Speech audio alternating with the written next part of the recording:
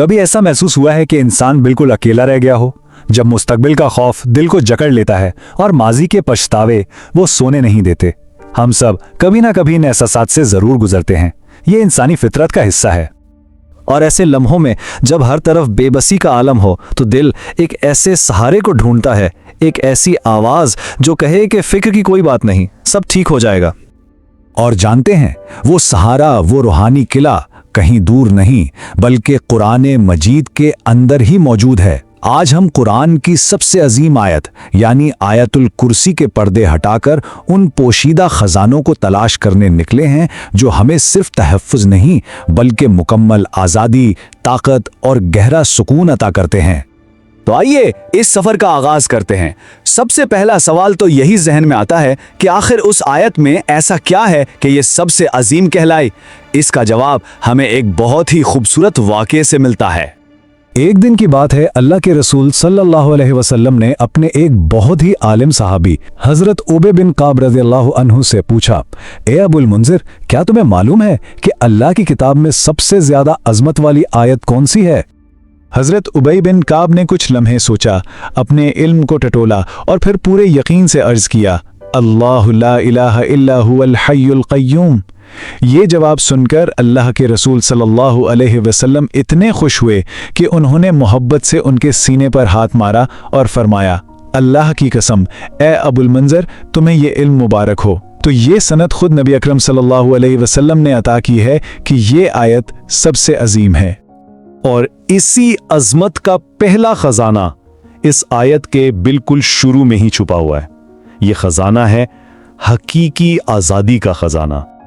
आयत का आगाज होता है, अल्लाहु ला इलाहा इल्लाहु, यानी अल्लाह, उसके सिवा कोई इबादत के लायक नहीं। देखिए, ये सिर्फ एक जुमला नहीं है, ये एक ऐलान आज़ादी है।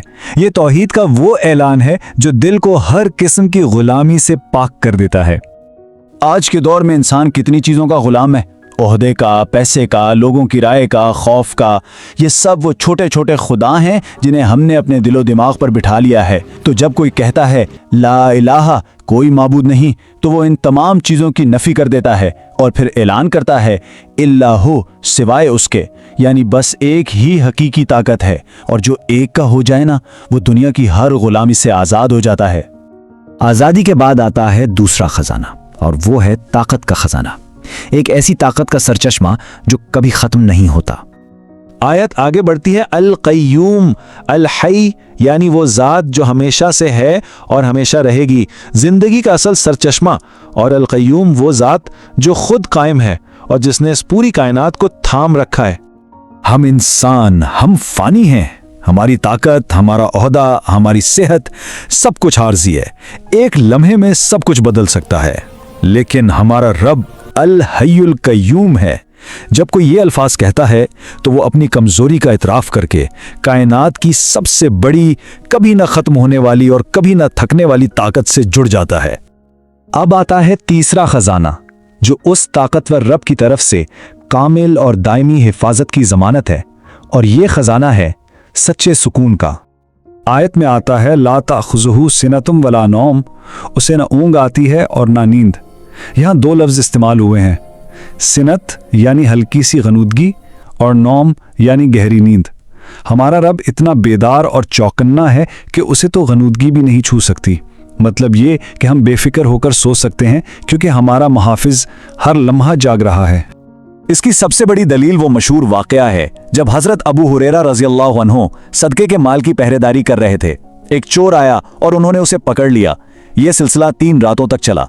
तीसरी रात इस चोर ने रिहाई के बदले में एक राज बताया। उसने कहा, जब तुम रात को अपने बिस्तर पर लेटो तो आयतुल कुर्सी पढ़ लिया करो, फिर अल्लाह की तरफ से एक मुहाफिज सुबह तक तुम्हारी हिफाजत करेगा और कोई शैतान तुम्हारे करीब भी नहीं भटक सकेगा। सुबह जब हुजूर सल्लल्लाहु अलैहि वसल्लम को यह किस्सा सुनाया गया तो आपने फरमाया, सुनो, था तो वो बहुत बड़ा झूठा यानी शैतान, लेकिन ये बात वो तुम्हें सच कह गया है।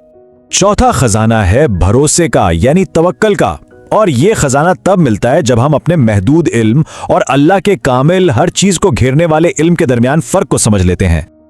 आयत का अगला हिस्सा है, यालमु मा बैना ऐदीहिम व मा खल्फहुम, वो जानता है जो उनके आगे है और जो उनके पीछे है, यानी अल्लाह हमारे माजी, हाल और मुस्तकबिल, हमारी पूरी जिंदगी की टाइम लाइन से मुकम्मल तौर पर वाकिफ है।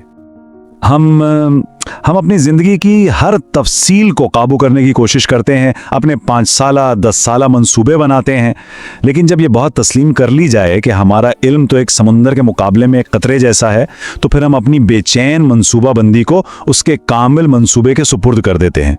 यही तवक्कुल और भरोसे का असली खजाना है।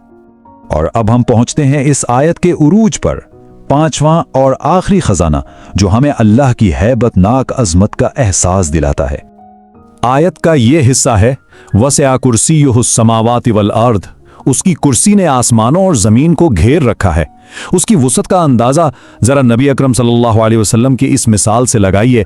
आपने फरमाया, 7 आसमान और जमीनें कुर्सी के मुकाबले में ऐसे हैं जैसे एक बहुत बड़े सहरा में एक छोटी सी अंगूठी फेंक दी गई हो। अल्लाह अकबर, ये पूरी कायनात उसकी कुर्सी के सामने सिर्फ एक छोटी सी अंगूठी जैसी है। और सोचिए, इस पूरे कायनात को संभालना उसके लिए कितना मुश्किल होगा।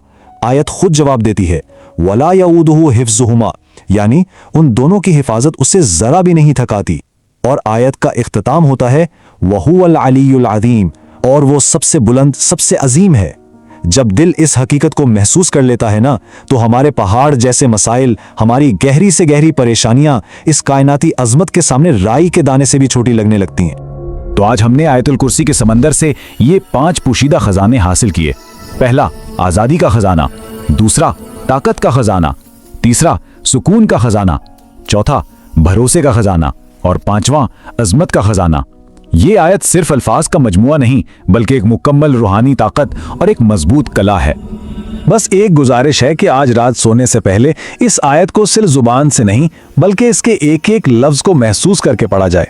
इन खजानों को अपने दिल में उतारा जाए और फिर खुद से यह सवाल किया जाए कि इन 5 खजानों में से आज किस खजाने ने दिल को सबसे ज्यादा मुतासर किया? आज़ादी ने, ताकत ने, सुकून ने, भरोसे ने, या फिर उसकी अजमत के एहसास ने? इस सवाल का जवाब हर एक का अपना है, अपने रब के साथ।